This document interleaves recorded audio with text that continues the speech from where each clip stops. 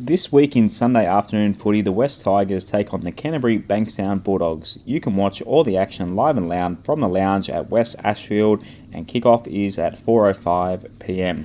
The countdown is also on for the must-win game for the New South Wales Mighty Blues. They play game 2 of the State of Origin, and you can watch all the action live and loud on the big screen then too, which is Sunday 26th of June. Kickoff is at 7:50pm. Now that night you can enjoy the Gardens State of Origin burger and beer deal for just $19. For more information, visit West Ashfield's website, westashfield.com.au. Step up and play at the home of West Tigers, West Ashfield, and they are of course at 115 Liverpool Road, Ashfield. Terms and conditions apply. Drink responsibly. Welcome to another episode of the WestsLife Podcast. I'm your host, Josh Barnett. We are sponsored by West Ashfield Leagues, the best place to watch the game live and loud on Sunday as we take on the Canterbury Bankstown Bulldogs, and also sponsored by NG Pump Solutions. No Big Shane tonight. He's got early work tomorrow. For those who tuned in Tuesday, the big fella did come on for that one, for that show. But we've got Az off the bench again tonight. Thanks for filling in, Az. I'll get to the boys in a second. If you can, give us a follow on Instagram and Twitter at WestsLife Pod. Support us and take part in the show. We've had a few people join the Patreon this week and jump into the Discord. Plenty going on there this week. Pretty busy. Busy discussions going across the board, not just in regards to our saga, but just rugby league in general. It's been good fun in the Discord this week. So yeah, patreon.com/WestLife, and YouTube. Give us a subscribe on YouTube, the WestLife channel on there. So as welcome in as we officially preview the Bulldogs game on Sunday. How are you nervous heading this game, or are you just kind of at the stage where it's like, oh, do we really even care what happens? What are you feeling heading into the Bulldogs game? To be completely honest with you, Josh, I've emotionally checked out of this season for the most part. I feel you. Obviously, I've got the membership. I'm going to keep going to the games, but it seems like there's not much to play for. I think a lot of players are really only going to be playing for contracts now that we've got a new coach who's going to be coming in. It's just a matter of who's going to be there over the next few years, if any of the young guns are going to get a debut or a bit of a chance to show us what they've got. I'm heading to the game this weekend, so looking forward to it from that perspective. But yeah, for the most part, I think I'm just waiting for 2023 now. It's been a bit of a mess this year. Yeah, it's when there's not much to play for. I mean, mathematically we can still make the 8, but yeah, it's just it's tough. You can just tell the club we're jettisoning players. We'll talk about Luch, in a minute. But a guy who's been busy on the socials this week, Rob Bashara. A lot of correspondence this week between the three of us, especially you, but the WestsLife socials. We've had a lot of messages and tags and tweets and that sort of thing, support of what was a very emotional and dramatic Tuesday evening episode, to say the least. But but how how are you feeling tonight? It seems like it's calmed down a little bit. We're going to say a few words just to kind of put a bed to this whole nightmare in a second. But how are you on this Thursday evening? Yeah, look, been through a range of emotions, Josh, but I'm feeling fine. To all those that reached out to me in particular, thank you very much for the support. I'm actually absolutely flattered, overwhelmed with it all. I'm also disappointed with that response because I didn't realise how much hurt and pain there is out there. So, yeah, it was mixed feelings. Not nice to be, feeling the love and all that, but at the same time, some of the stories that I heard and the feedback I was getting, it's just really sad because you're talking about, the upcoming game on the weekend. We're basically embarking on our longest preseason in history for 2023. This is a preseason game, guys. Yeah. We've got a dozen games left for the year or so, 11 games or whatever it is, and then we've got to have trials next year. This is a trial now to see who's going to be our fullback, who's going to be our halves, who's going to be our centres. For me personally, there's no interest in going to the game, and I feel guilty because I got invited to the game yesterday to sit in a corporate box by a Canterbury fan, and I declined it just because there's no hope. What am I going to go to the game for? Even if we win, there's no hope for the season. Our season has been from under us. And, we've rightfully let go of Luciano because, if we can get some salary cap benefit, I get that. But at the same time, that's like just saying season over. So mathematically or not, we've had the season ripped out from under us in terms of what we've done with the coach, with this, that. And I accept we're looking forward to 2023. How do we just time warp into 2023? Like the pain we're going to go through. I don't know how the players get up for it. The biggest challenge Brett Kamali has now is getting the players mentally ready for the weekend. Physically, we can play with Canterbury, but mentally, we're going to be there. And can we be there for 80 minutes? I'm sure we'll be fired up and put in a good 20 or 30 minutes. But what if things go against us like they did in the second half against Manly? What's going to be the reason for the players to say, let's pull this out of the fire? We can do this. They can't make the 8, guys. It's just a real disappointing way. I've never had a season end so early in terms of how I feel about it. And, the club's optimistic too. They wouldn't have got rid of Madge if they thought they could make the finals right now. You wouldn't get rid of anyone if you think, there's still hope for the season. So that's really disappointing. Look, I need to apologise for the, F-wit comment that I said at the end of a very emotional rant the other day.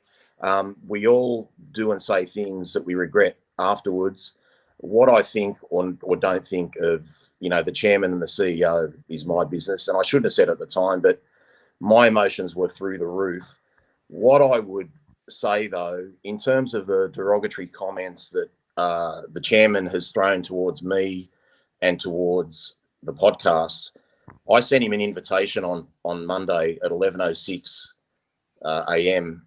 I got a reply with all that abusive sort of derogatory terms at, I think it was 1:50 or thereabouts in the afternoon. So you can say things in the heat of the moment while you're having a conversation or getting worked up, but when you send a text almost 3 hours later, you've got time to, should I really send this? Should I amend it? Should I do this? Should I do that? So yeah, I do apologise for that. I apologise in particular to Simon Cook because I know he had a few emails saying, look, you guys sponsor the show. He shouldn't be dropping words like that. I did send Simon a text. We actually spoke afterwards for a little bit as well, and he understood the emotion of it all and getting worked up. But as I said on Twitter, the venom and rage with as Lee described it, with which I spew and from my spleen and all this stuff, it's from getting kicked in the guts by this club as a supporter, as a fan, as a member. And that's where the rage is. And I think his rage is he wants the best for the club too. So does Justin Pascoe. And they haven't been capable of it. So when you strike a nerve and you call them out and you say, you can't do this and we're going backwards, I think that's just, probably why I got what I got. And as you know, Josh, I've been going on about this for a long time. So it is what it is. But anyway, just thanks to the guys that reached out. And, I tried my best to reply to everyone and give them my time and give them the respect. And to be fair, a lot of the members that follow our show, They contacted Lee, via email. They sent emails in that you'd be so proud of, guys, if you saw them. The wording and everything was brilliant. And to Lee's credit, he replied really nicely. And the sad part for me, just finally, the sad part for me is when the members make all these constructive points and the chairman replies with a perfectly proper and dignified response, except when he was talking about me, but we'll get into that later. And you think, well, hang on, the question's been asked, the answer's been given, and we're still going backwards. So how hopeless is this situation right now? And that's what hurts, guys. That's all it is. Like I want to have that feeling, like I said, when we jumped up when Hastings or Brooksy kicked the field goal. If we do that on Sunday, I'll be happy, but I'm not going to be running out the back like I did with my arms in the air or screaming. And like, big deal, the season's over. Who cares if we win? So anyway, that's my little spiel on that, Josh. So I don't know if you want to say more about some of that other stuff. Yeah, we will get to football stuff eventually, but we do really want to put a pin on this and kind of almost build a bridge and get over it, sort of thing. One thing that we forgot to do on Tuesday night's show, purely because kind of my fault. I kind of forgot about to read. There was following more correspondence beyond the message that we brought up on the screen and we talked about. And credit to Lee, he did interact with you a little bit further. A day later, by the way. The next day. So it was from Monday, that Tuesday. So apologies. You guys are gonna have to listen to me read a little bit more, because we kind of want to do due diligence and put further clarification. Give Lee a bit of justice. That's what we want. Yeah, give him a bit of justice, because he came back with a proper email written that's is a little bit better. So this was Rob. So this came after your reply text. After I questioned him and I mentioned, my dad, et cetera, and we don't want to go through all that again, but I did the invite. He gave me that, what I think was a pretty poor response for a chairman 2.5, 3 hours later. Then I replied to him, no abuse, no nothing. And then he replied the next day, to my shock. And he actually sent the reply via PDF because it was too long to text, and he acknowledged that. And he was quite nice about it. And then after I digested what he said, I don't think he answered every point, even though I kind of said he did. But he pretty much answered most of the things, whether I like the answers or not. And I acknowledge that, as you'll read out in my following response. Righto. So this is obviously Lee. So hello, Rob.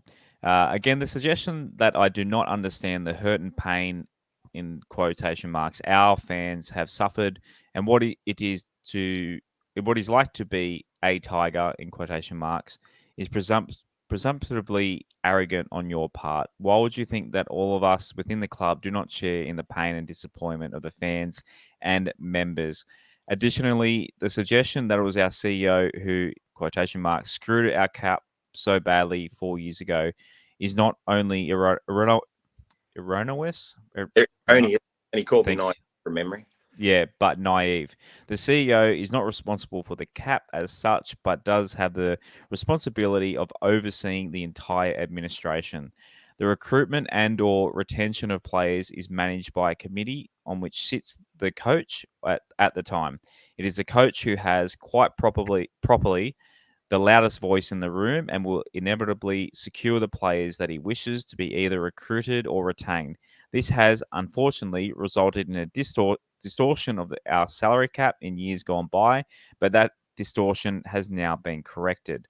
I have never doubted your passion or commitment to the club. I am aware of your family's history with it. I am also familiar with your uncle and the extent of his financial commitment as a sponsor, which is warmly welcome. As to whether you choose to become a member or otherwise is entirely a matter for you. The point which I have made is that I and many others, including all the members, are prepared to commit to this club, not only through the support of it, but also financially. It is those people in whom I repose great faith and much respect. I do not agree that the club continuously shoots itself in the foot. We have made mistakes in the past. Hindsight is a wonderful thing. It is easy then for others to sit back and pass judgment on decisions which have not resulted in the outcome hoped for. All that means is that we try harder moving forwards. And again, I have not doubted your lifelong knowledge of football, nor have I sought to compare it with mine or members of the board. What I take offense to is a suggestion that members of the board do not have any football knowledge, which is something that you have asserted on many occasions and which is wrong. As to saying on the radio that we were sitting 14th or 15th in the ladder as opposed to 13th, where we had moved to as a result of the bye and other results in the round. Well, excuse me for the error. It is not as if we got to 13th on our merits. I understand the concept of accountability, having successfully managed a very large business for many years, but I do know that employing people who ostensibly are qualified and have the necessary experience is all that we can do, and then we must hope for the right outcome. If the outcome is not as desired, then this does not itself reflect poorly on the management who employed the individual in the first place. The appointment of Michael Maguire was universally applauded at the time. He was eminently qualified for the role. It did not work out as the club had hoped. Does this mean that the original decision was wrong and those who made it accountable for the results? ? I have invested millions of dollars into this club as its major sponsor for many years, and I do so because I've been privileged enough to witness the absolute passion and commitment of all those involved in the organisation, including our CEO. I would not have done otherwise. As I've said, mistakes have been made and no doubt will be made again, but this does not in any way compromise the passion and commitment of those engaged in the administration. I do hope that this exchange of communications has now provided some clarity as to our position. Regards, Lee Hagipantelis.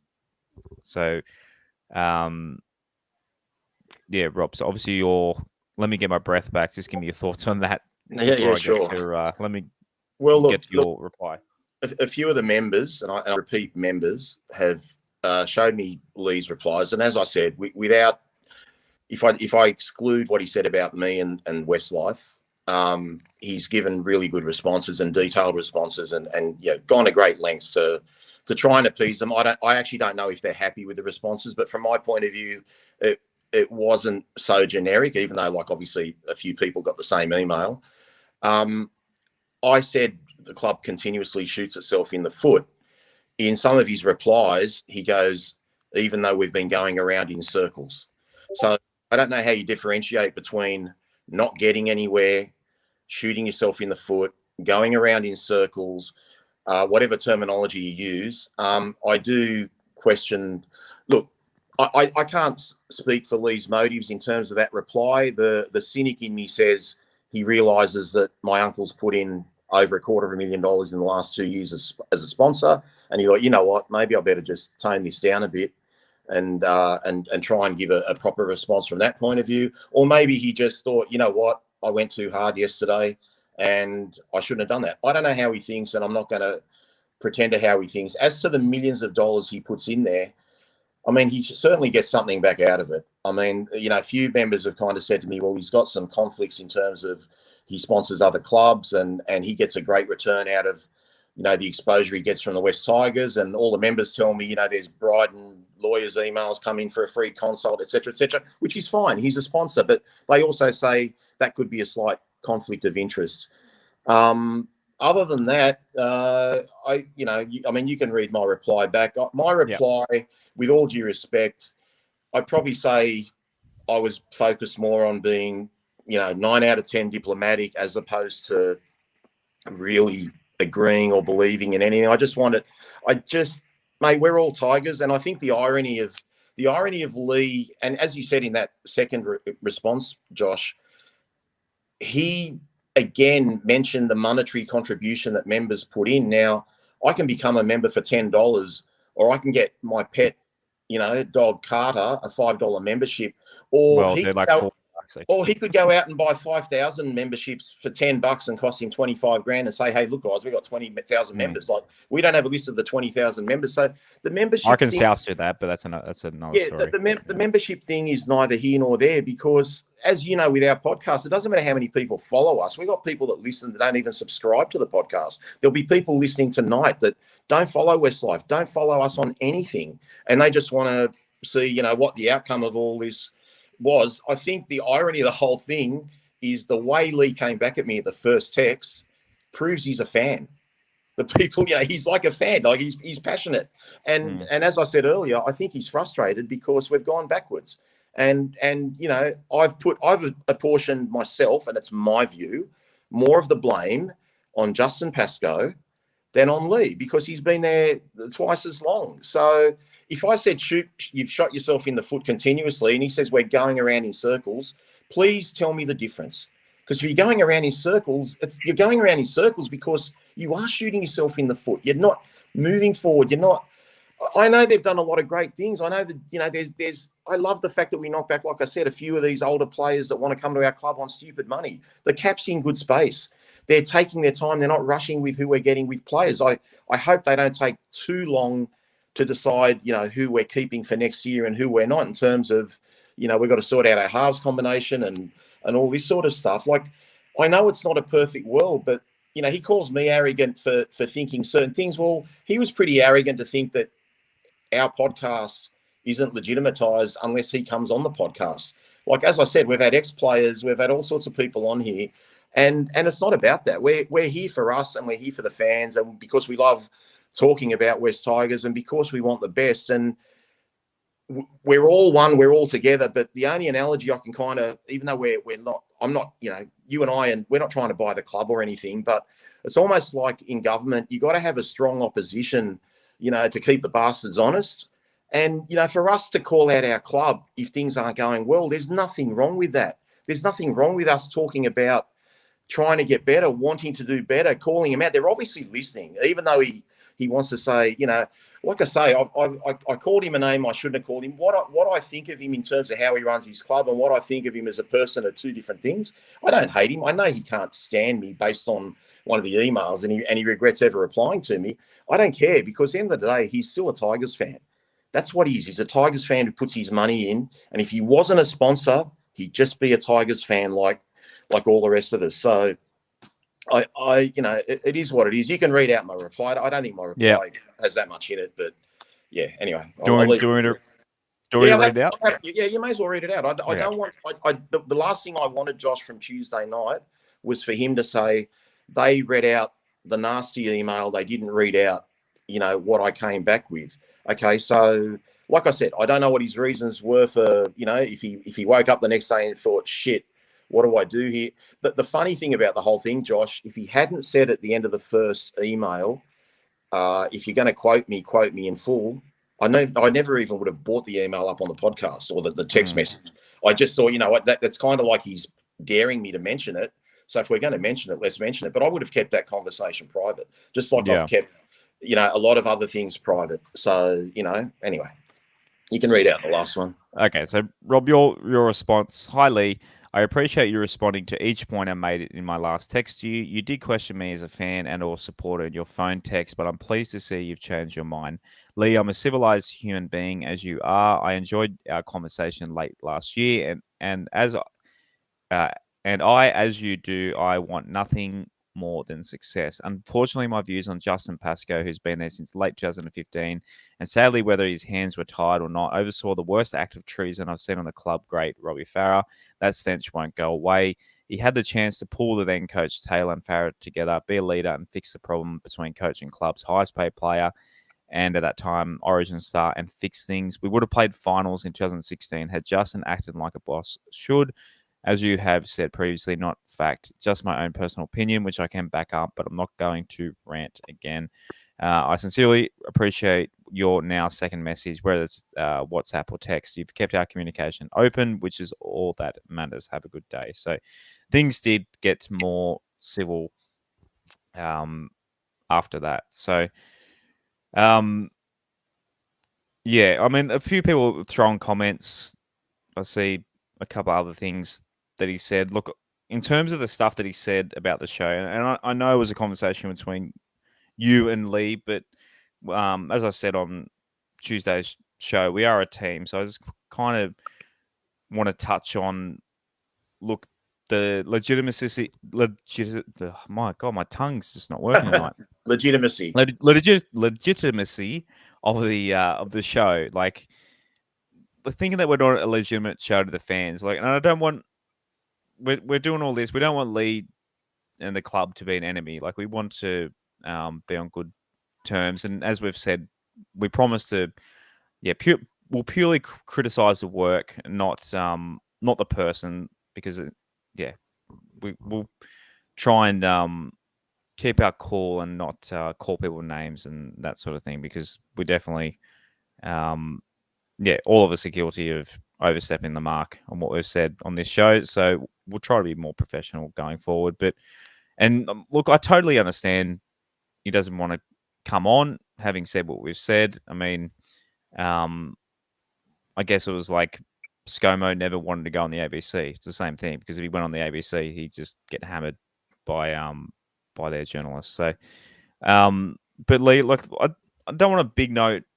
I say Lee because I'm sure he's listening, and I hope this all kind of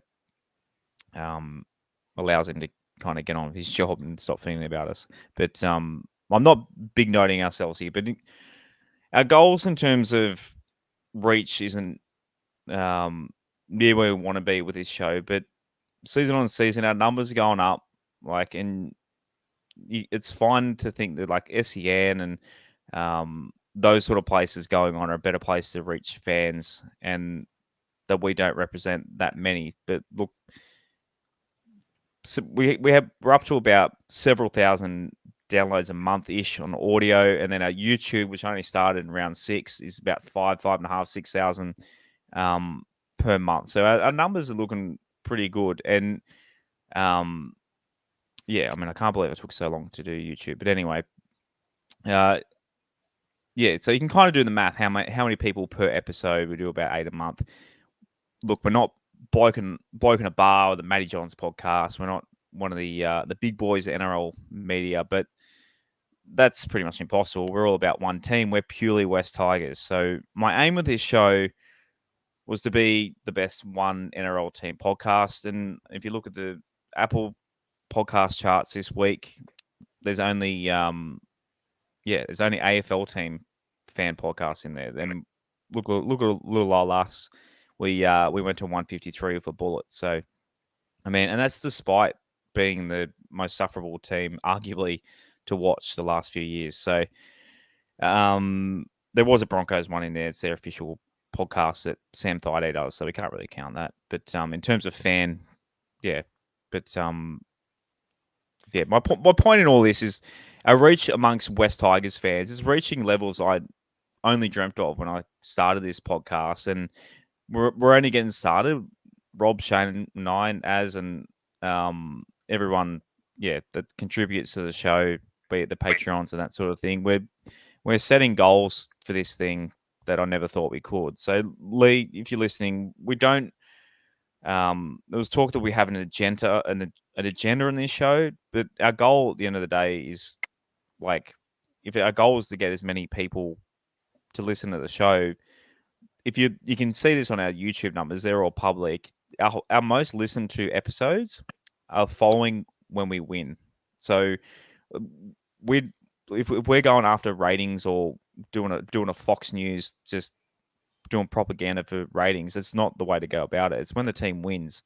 As much as everyone loves Rob's rants and we get the most social media feedback and emails and stuff when Rob gets his passion flowing, but people come to us the most when we win games. So and look, as Rob said before, you're a fan, and we want all of us just want one thing: we want the team to start winning again. So not just for our numbers, like just our emotional health. Like we all just our happiness is literally determined by the 17 blokes that bloody run out every week. But our numbers are big when we win. So, and we'd like a relationship with the club where they'd allow players to come on. I've never heard that they're not allowed to come on, but I was told this is a while ago that basically the media team, I approached the media team, can we get players come on? And they couldn't help us out, and they weren't,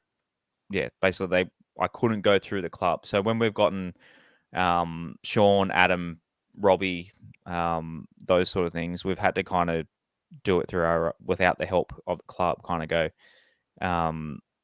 in different avenues. Is luckily Rob's got a lot of friends. So so we want to mend this bridge. We want it to be a good relationship. And again, we apologize for the personal attacks. We will do better. Rob promises, Shane promises, as doesn't need to. He's just stats guru, but keeps nice and calm. But we'll continue to give constructive criticism at every square inch of the West Tigers, on and off the field. That's what we do, but that's what we're about. I also apologise for the time that we've probably wasted this week replying to all the emails. Like, guys, just might want to leave him alone. And it's probably sounding like that they've said something to us to make us do this. They haven't. We just, we honestly just want to make amends here. So, sorry if we're wasting your time this week. If you're replying to 1,000 emails, so probably the same thing. You can kind of understand why you copied and paste, because it's probably the same email over and over. But so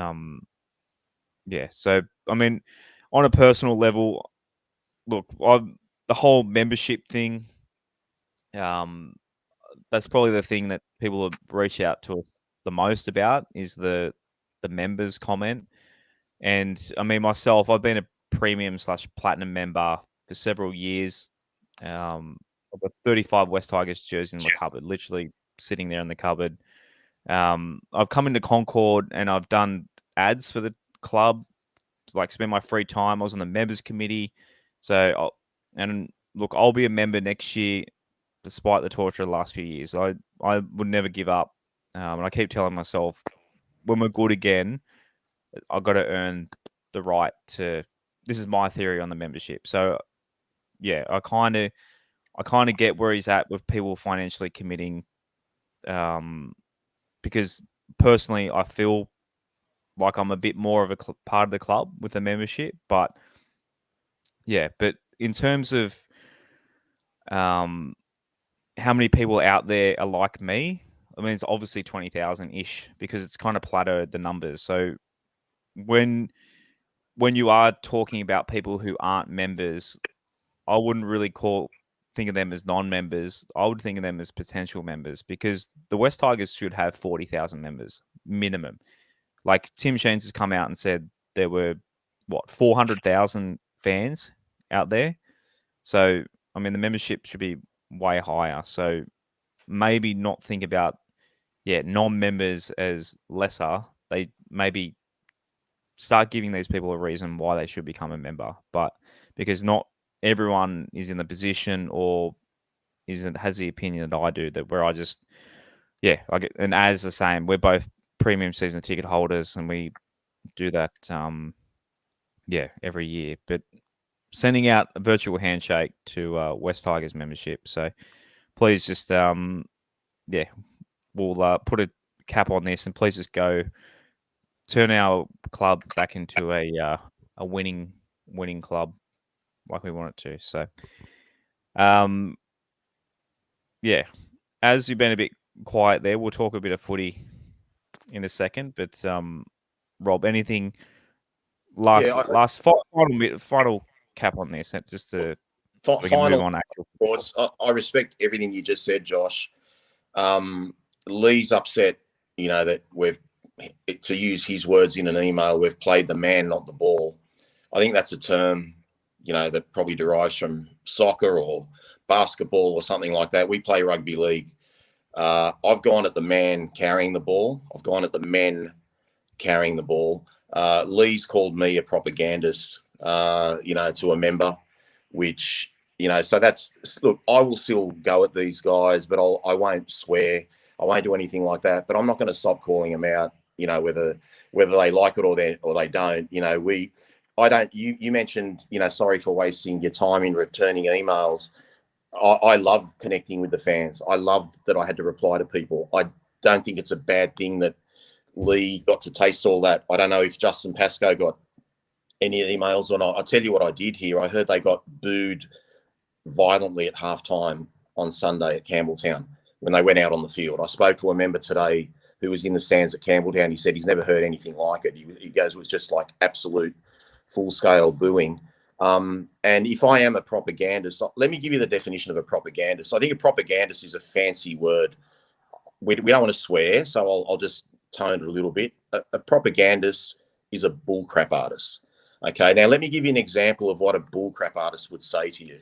If I asked you, what's the future of the coach at this club? And I replied, as of May the 29th, 2022, Michael Maguire is contracted to the club until the end of 23 to be the West Tigers coach.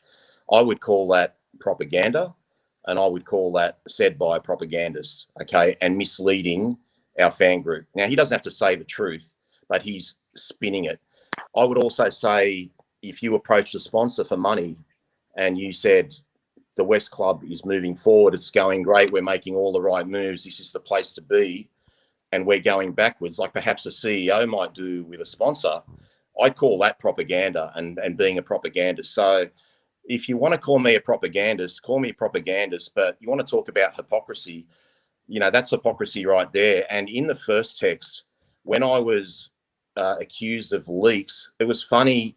He said, you don't say anything about leaks. And I mentioned that my sort of leaking was very minor. What I said about Justin 3 or 4 years ago on the Tripadina pod, that anything Justin said to me wasn't said, hey, Rob, this is between us. He spoke to every fan. There was nothing like, don't leave this in-house or don't say anything to anyone, which is why I mentioned it.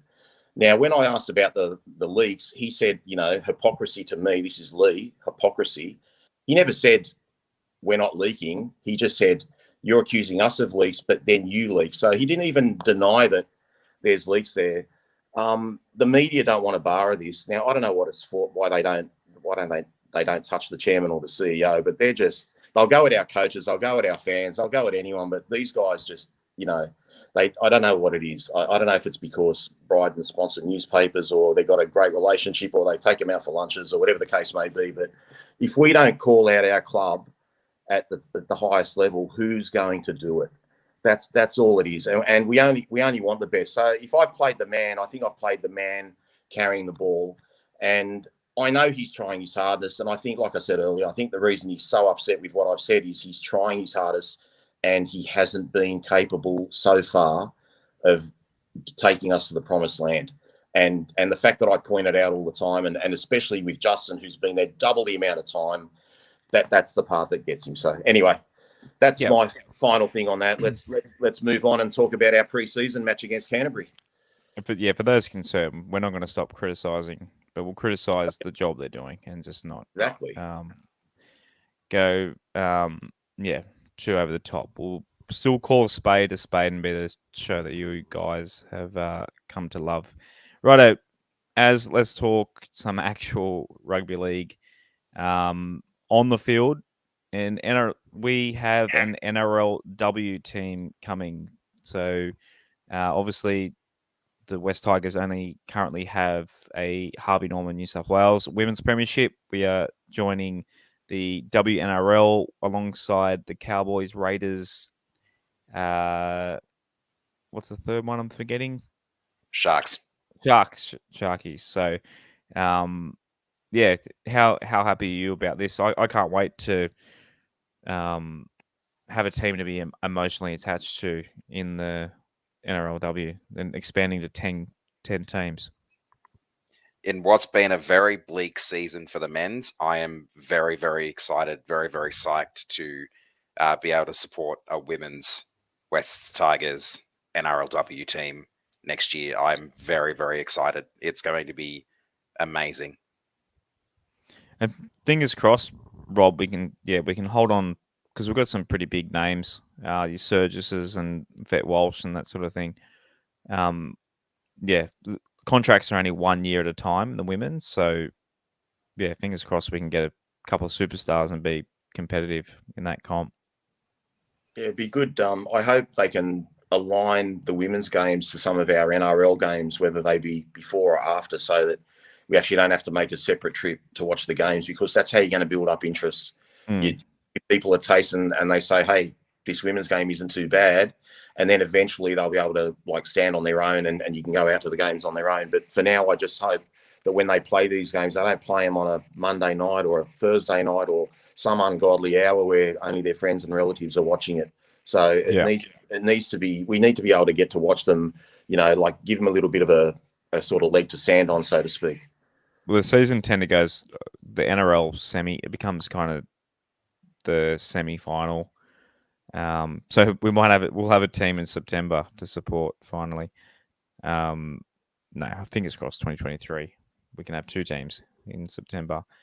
Righto, Luciano Leilua has been released. That happened not long after 12 hours after we went off air. So Wednesday morning. No, it happened before. Did we talk about it on Tuesday? We spoke about it on Tuesday. We did, didn't we? The Cowboys can't afford him, is what's happened since. But where are we up anyone? To? Where are we up to? I don't know. So Todd Payton's come out and said, "Look, we'll work it out. They're going to work it out somehow, and he'll play against the Broncos." But yeah, it's pretty funny. Apparently, the Tigers kind of asked them if they want to do it just before the team list came out, and they gave a verbal okay, the Cowboys, and not realizing that they might not actually be able to. It's pretty funny. But either way, do you think it's still a good thing to let him go and take his cash? Yeah, I guess I have to change my tone on that a little bit. I completely forgot about the part where if we keep him and he just plays reserve grade, then we're paying him all that cash for him to just sit in reserve grade and have a nice payday because of it. I feel like we did what we needed to do. It would have been nice if we could have gotten something in return. Because I think that now gives us a squad of 28, so we've got two spots to make up by the end of this month, I think. But Give yeah, some kids to go. Still sad to see him go. He was, like you said, he was one of our best players in the early rounds of this season. Started to drop off a little bit after we won those two games. And just, had a very poor outing against Manly. And guess like I said on Tuesday, I guess he was halfway out the door.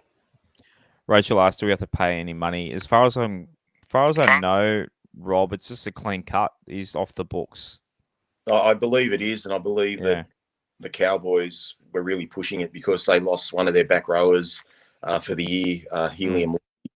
Look, I said on Tuesday night, I think it's a great move. It frees up some cap space, whether we want to upgrade anyone for this year, which I'd highly doubt, or we want to use it to pay, as you've always professed, Josh, prepay someone for next year. From a salary cap point of view, guys, we've got to spend the money anyway. The salary cap money is like, as it was put to me by one of the board members, it's like monopoly money. You've got to spend it anywhere. It's not like we get to keep it in our pocket and we're financially better off. That money has to be spent. So it's 100% the right move to let him go.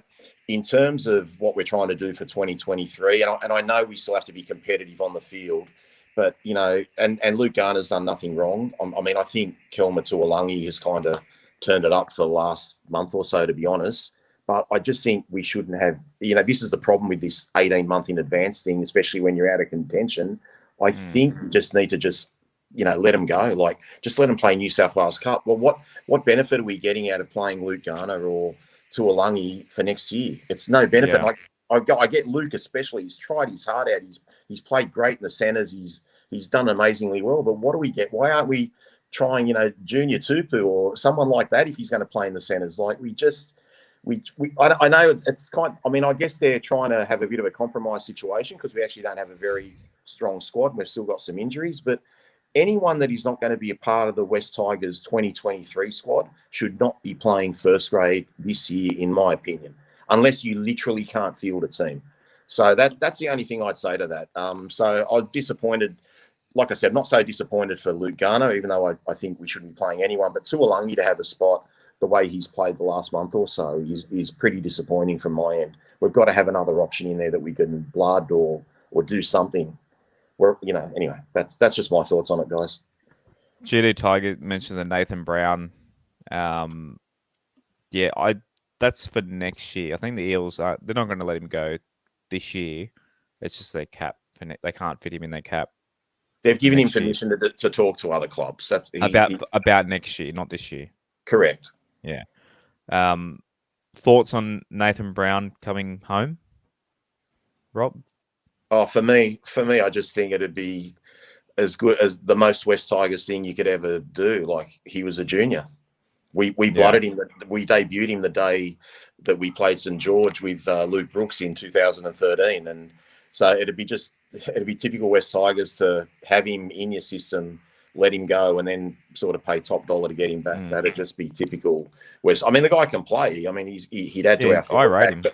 Yeah, I mean, so I don't know how old he is. He'd probably still be, just over mid-20s, because he was quite young in, what would he be, 26, 27? No, he's 29, isn't he? Is he 29, is he? I don't actually know. Didn't think he was that old. Someone in our Discord said it today. Hang on, let me look it up. Would you bring him home? I wouldn't say yes. I wouldn't say no. I don't think he's quite the player he was a few years ago.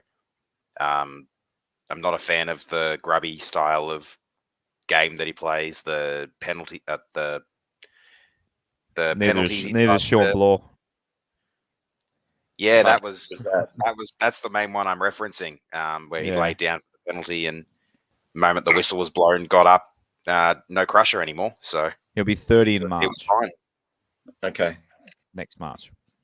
Oh, geez, so will I. I'm the same age as him. He's a 93 baby, like you, yeah.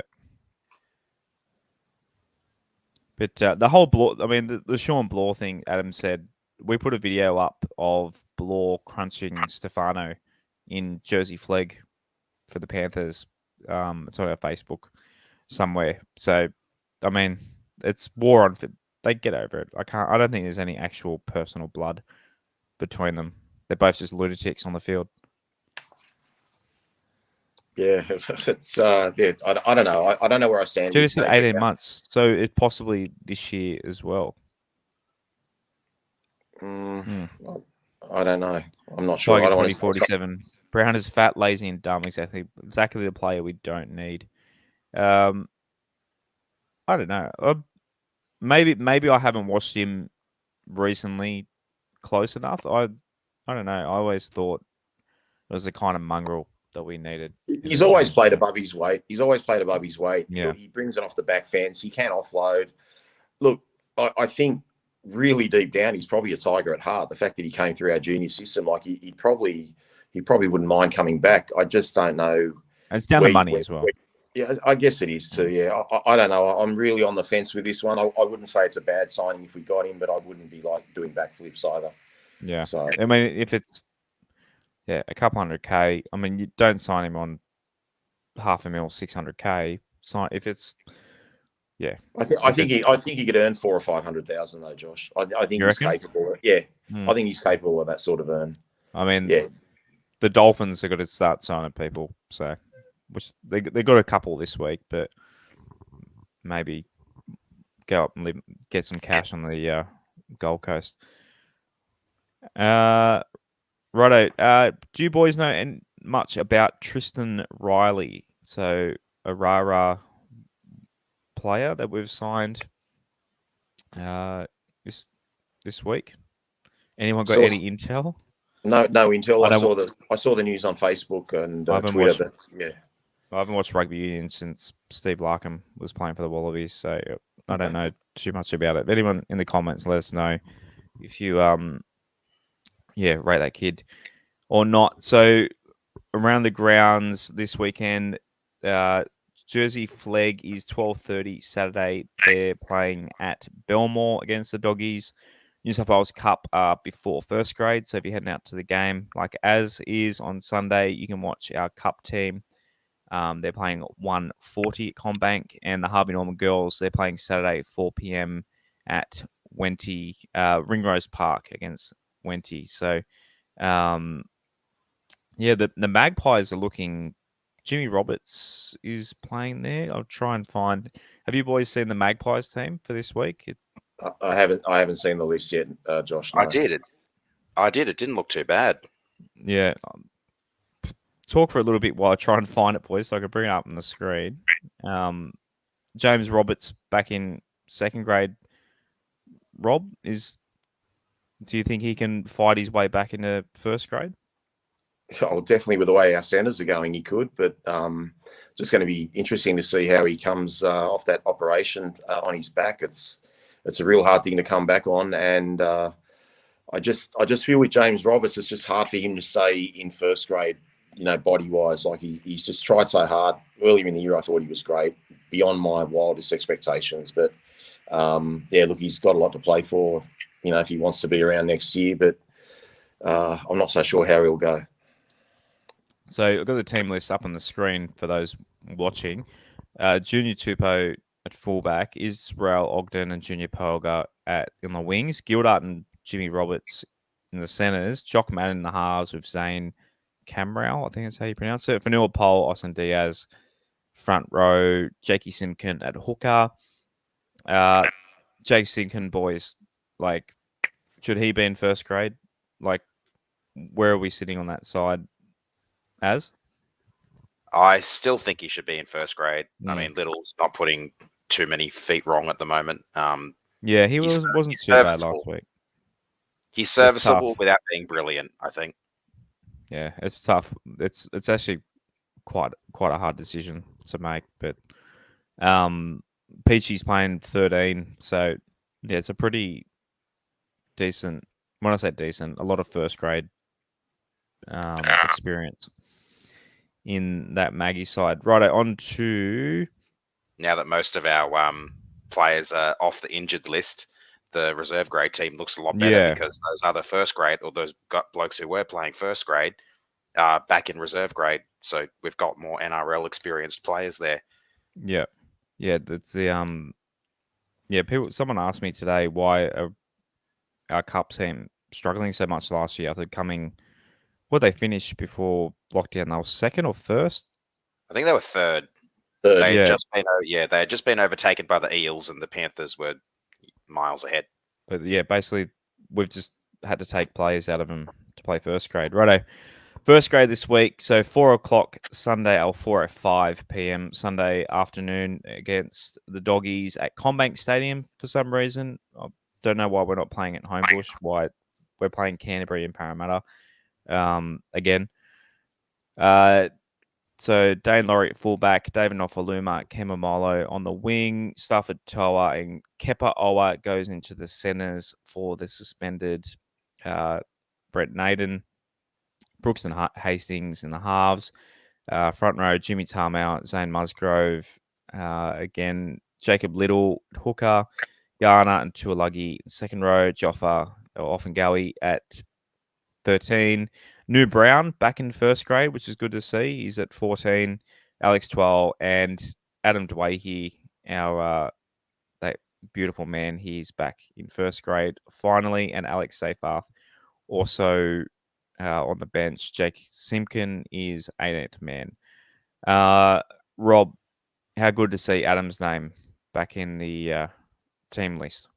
Oh, it's fantastic, and it's actually quite surprising given all the talk that they were going to hold him back, maybe not even let him play till later in the year, and suddenly he's on the bench. Look, even though I keep saying it's a preseason game, the one shining light we could get from this would be, Adam to, we can't expect too much from him, but he's the sort of guy that imposes his will when he gets on the field. So, I'd expect if he, survives the first couple of weeks in terms of, no hiccups with the injury, etc., he might be that guy that can just give us a little bit of hope or inspiration, for the rest of the year in terms of looking forward to the team play. One thing I am excited about, Josh, is seeing Kapara at centre for nothing more than he hasn't really played much centre. I think he played one game last year and looked really strong before he got injured. So it'll just The be interesting. Rabbitohs game he was centered, wasn't he? He played a decent game. I mean, in defence at least, anyway. So I'm looking forward to that. I think, as I said earlier, I think the biggest challenge Brett Camorley's got is getting them up mentally for the game and making sure they're in it for 80 minutes. Canterbury are on a high. They thrashed Para, who don't seem to like public holiday Mondays, whether it be against us or whether it be against Canterbury. So all the teams running last. Yeah, they don't like Mondays, as they sung once upon a time. But excuse me. Yeah. So look, Canterbury are on a high. Addo-Carr will be wanting to get his origin spot back. I think Karaz might be in a bit of doubt, which I hope he doesn't play because he's been really good lately. So yeah, look, we'll just see how we go. We've got to stop Burton and his kicking game, and yeah, it'd be interesting. Nofaluma up against Addo-Carr. That should be fun to watch. But yeah, other than that, I've emotionally detached myself from the year. It's over. But I'll watch say that, but when it kicks off 4:00, we'll all be swearing at the TV or swearing from the stands. Not me. No way. Okay. I won't be. Not me. Sorry. I hope everyone else does, but not me. A question probably for you, Rob. Carla's asked, what's Robbie's role at the moment? He was in the coach's box, sitting behind Aaron and I last week. I haven't contacted Robbie for about 2.5 weeks. I can ask him, but I'm not sure of what his role is or if he's given up the blue shirt.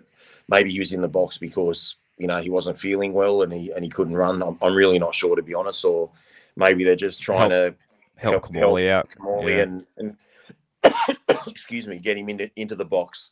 So and just have a bit more of a role and give him a bit of a taste of what it's like to be in the coach's box. So I'm really not sure about that, Carla. But next time I speak to Robbie, I'll ask him.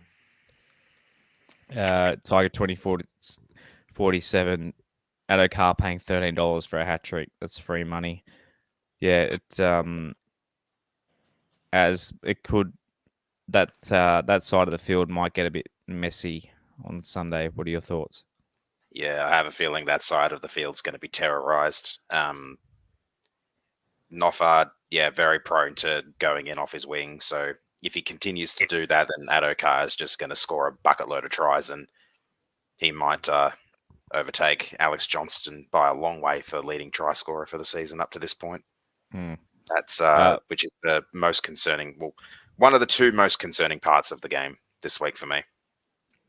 In terms of betting, we're $2 outsiders and 1.5 start at the moment. Bulldogs $1.80, so we're underdogs against the Wooden Spooners, which is, Rob, not good times when that. It's you can't blame the betting to be like that. Yeah, of course. I think, like I said, I think if the Tigers were there for 80 minutes, it's a toss of the coin job. If we're not there mentally, then it's going to be a tough thing. I'm a bit worried, as Addo-Carr scored a try off a cross kick last week. And I don't know if you guys remember, but Addo-Carr didn't play against us a few weeks ago, maybe a month or so ago at Leichhardt, and Burton did one of those cross kicks. I think it was for Karaz as well. So we've got to be really on the ball for that kick early in the tackle count or in the mid of the tackle count, like tackle 3, tackle 4, when we're all up in the line. So I'm sure they'll try and expose that, and you'd hope Camorley would be all over that as well. But yeah, it's I don't know. I'm sure. I mean, he's got a massive pace advantage against Noffa, but I don't know. I'm just really more concerned about if we're going to be up for the game. That's all. Like I said, we put in for 60 minutes the other day and we just fell apart mentally. And I just hope the boys can just play for 80 minutes, and at least not be embarrassed or not have a 38-0 scoreline when there was nothing to play for late last year against Canterbury. Oh, they're 15th at the moment. Of course, because of the bye. Looking at about 18 degrees at kickoff on Sunday, so you could probably wear shorts. I'd wear shorts. 18 degrees. That's I pretty might not good. need my jumper. Literally, what are we? We're pretty much at the winter solstice, the dead center of winter. So the darkest days, literally only days away, Rob. So it gets lighter after that. So fingers crossed that's a metaphor for this club So, as I'll put you on the spot, how do you think this one goes? What's your prediction? Well, like a moron in all of my tipping comps, I've gone and tipped us. So I think we'll get the job done. I know it's going to be close. A lot's going to come down to how well the team goes, if they can start playing for each other or playing for the coach, the new interim coach more so. I feel like they're still playing for each other. They're just not there the same way as a lot of us fans are. I agree with what I think it was Rachel was saying before about it being a small bench. I am rather concerned about the fact that we do seem to only have 2 forwards on the bench with AD and Farmanu there as well. So I'm not really sure how the rotations are going to go. Farmanu's there probably to play hooker. I think I heard someone say that AD is going to be a centre when he comes on, so I imagine he'll take the place of Kapoa at some point. But yeah, I'm concerned about the pack. I'm concerned about the team's momentum, or not momentum, energy and willingness to play. Commitment, that's the word I'm looking for. But I'm gonna tip with my heart, and I'm gonna say we're gonna get the win. It'll be close though. I don't see us blowing them out. Bulldogs are going to be running high on adrenaline and momentum after the win against Para on Monday. Although they had a really good win against the Roosters early in the season, they followed that up with a horror show. So, as Tigers fans, we can only hope for more of the same from them. Yeah, the effort thing just gives me no confidence whether our guys are going to turn up. And you only in rugby league, if you only turn up 95%, that can be disastrous. Exactly. Yeah, line speed's the word, as Vaughan just said in the comments. Kathy asked, does anyone know David Riccio reporting Doueihi to have a positional switch Sunday? I mean, he's coming off the bench. Have you heard anything, Rob? I'm not sure. Does that mean you go? Does that mean he's going to start in the centres or something? Or I think she means by positional switch that when he plays, he'll be playing in the centres. I guess most West Tigers fans want him to play at number 6, or 5'8". So yeah, I guess that's what she means by positional switch. Unless she means is he going to start instead of be from the bench? I'm really not sure, to be brutally honest. I'd play him. I'd just start him in the centres and drop Kepaoa. But I don't know. That's my thought. How would you play him as? I think the centre's probably the way to go. You probably don't want him getting his hands on the ball too much after coming off an ACL injury. If he plays in the centres, that gives him a chance to shore up his defence a little bit out there, get his hands on the ball a decent amount without overdoing it. I don't, like Brock was saying, I don't think that will be the case, because I think that's why Farmanu Brown is in the squad to replace Lids at hooker. Having Adam on the bench, it just doesn't make sense.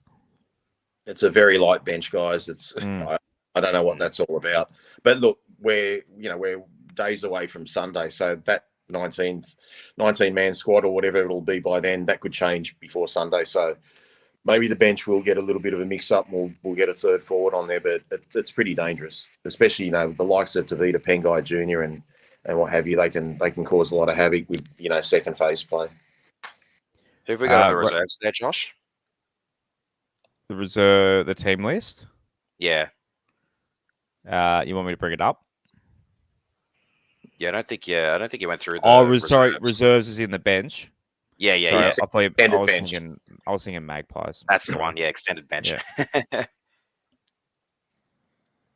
So yeah, Jakey Simkin, Vanilla Pole, Austin Diaz, Junior Supo, Tyron Pitt. I mean, there's not. Yeah, I don't know. Austin Diaz debut. Yeah, looking at that reserves list, most of those guys are in the 17 for the Maggies, so unlikely to see any changes from the 17. Yeah. Oh, they can always pull them out. Like Jakey Simkin is 18th man, but it's pretty clear to see Kamali is a little man as opposed to a Simkin man, isn't he? Like the second match, Yeah. he brought little in, so that's kind of him wanting to make his mark. And I think Kamali's trying to say he wants to really put his imprint on the team this week. He reckons he only got 2 training sessions last week, et cetera, to try and get it right, and he didn't have enough time. So, you know, I think we'll be competitive for a reasonable amount, but I just think, you know, the pretty much like the Manly game, the last 15, 20 minutes, I think Canterbury will probably get away with it and, you know, win by 14 points or thereabouts. We're at this Brocker, Doueihi at 6, Hastings at 7, Brooks at 9, New to 13, Joffa in the forward rotation. Don't mind it. What do you reckon? Who knows? Anything's it's throwing darts at a dartboard. It is a hell of a shuffle. Yeah, let's just hope eventually something sticks. Yeah, you know, we get it right. Like I say, that's why I call this a trial. You know, like it's it's an experiment now, and it's really sad that we're experimenting halfway through the year in June. But that's the reality of it. Are we worse than we were in lockdown? Are we, as in the bubble last year? Are we in a worse state of mind when it comes to the football? Because it was pretty low. We're pretty low, especially after that Storm game. They had some really good wins in that bubble too. The win against the Broncos was really good. The win against the Cowboys up there as well was really good. But yeah, it seems like it's going to be a lot harder work for the next 11 games. Yeah, look, prior to Madge's sacking, Josh and Aaron, I think our best game and our worst game were miles apart last year. But this year, I feel like the gap, even though we've had some bad games, they're not as bad. That Melbourne game is as low as we could be. Personally, for me, this is as low as I felt. This is worse than being 0-5. This is as bad as I felt, because normally our season's over, you know, early August, or we're starting to get into that mathematical equation by then, to be even 2 months away from August and still be, you know, in this position. It's, you know, look, as Lee said in his emails to members, no one in the club would be happy about the situation. Like Blind Freddie can see that, but you know, how do you convince members to stay members? How do you convince fans to become members when, you know, we're in this position? What I do think, guys, and this is no information, this is just my own hunch. I think with all the scrutiny going on the club, the way it has, and especially with, you know, the fallout I had with the chairman, I think we're going to have a coach announced in the next week or so. I don't think we're going to be holding back for another month or two. I think the coaching position has to be resolved really quickly. We need to get hope of some sort. Now, I know we're looking to 2023, but we've still got no hope for 2023 at the moment. The fans and members, we need to see some direction. We need to say, righto, we've got our man, whether it be Seraldo or Payton or Morris or whoever they're looking at. We've just got to get that happening and get a bit of positivity, you know, back in the West Tigers and show that we're on the right track for next year, because right now we're not. We're nowhere. We're in the middle of nowhere, somewhere out in the bush somewhere, just stuck, you know, hoping this next few weeks goes away. The thing about the coach situation as well, from what I've heard, they're not going to even look into offering a contract to Adam Jackson.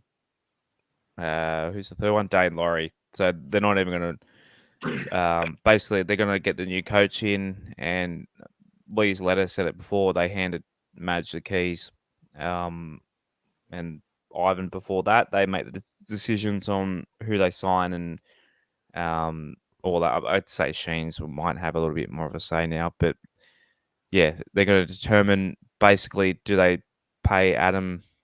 Do they pay him like a 5'8", or do they offer him centers money? And will Jackson get halfback money, or will a coach come in and move him to 13? So the Jackson Hastings to 13 thing apparently is still on the table. So, yeah, it's all a trial, and then we get a new coach, and there's a trial again because a new coach coming in trying his stuff. So, the club's in a bit of a jam, Josh. We're in a little bit of a jam because they know that, you know, other clubs would be after guys like Jackson Hastings or Adam Doueihi that'll make their roster better.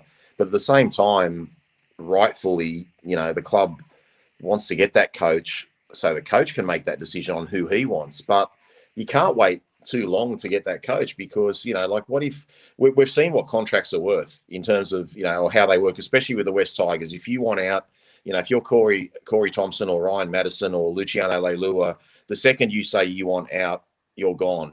So, there's nothing stopping another team offering Jackson Hastings or anyone else, even though they're contracted for another 18 months with us, to just walk out and leave and just say, hey, guys, I've got a 3 or 4 year offer for a lot more money than what you're giving me. See you later. So I get the fact that they want to wait for the coach, but hurry up and get the coach. Get the right guy, because these guys aren't going to wait around forever. So, I think it's all well and good to say, yeah, let the coach decide. And once we get him, he can do it. But you just can't wait. Like Tim Sheen said last Tuesday night, 9 days ago, after the day Madge got sacked, I'm not going to be pressed by you blokes, referring to the media at the time on 360, about when I'm going to get a coach. It'll be sometime between 4 and 8 weeks from now. I don't believe that. I think if they're after Serraldo and Serraldo said yes tomorrow, they'd announce it the day after. So I just think we're going to get a coach sooner rather than later, because the club needs some hope and we don't have any right now.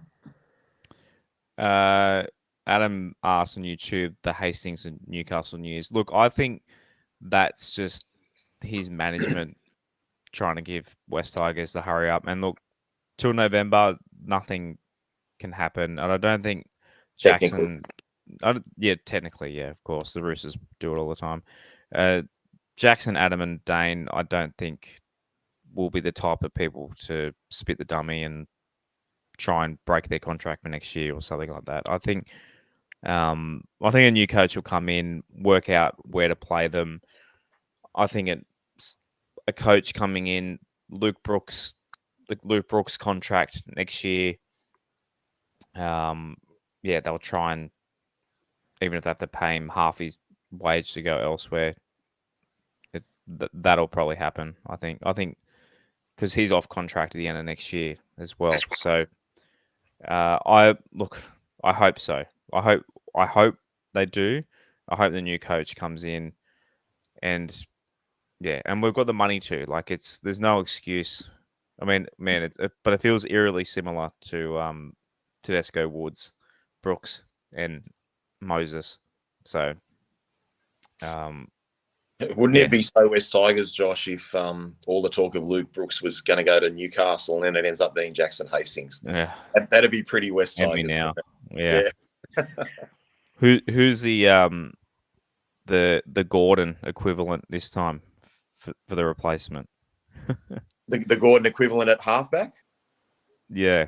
So for those who don't know, Adrian Tipper came on last year and said that Justin Pascoe, when we lost Tedesco, he said, "Don't worry, we'll get Michael Gordon on half the price." Or fifth of the price. Yeah. And it's still okay.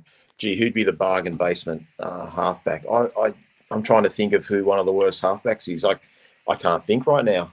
I don't know. Maybe New South Wales Cup halfback or something. I really couldn't pick one right now. I agree with Phil here. Jackson should be 7. But the thing is, Jock, what do you do? Jock Madden's another one I left out there. What do you do with Jock as well?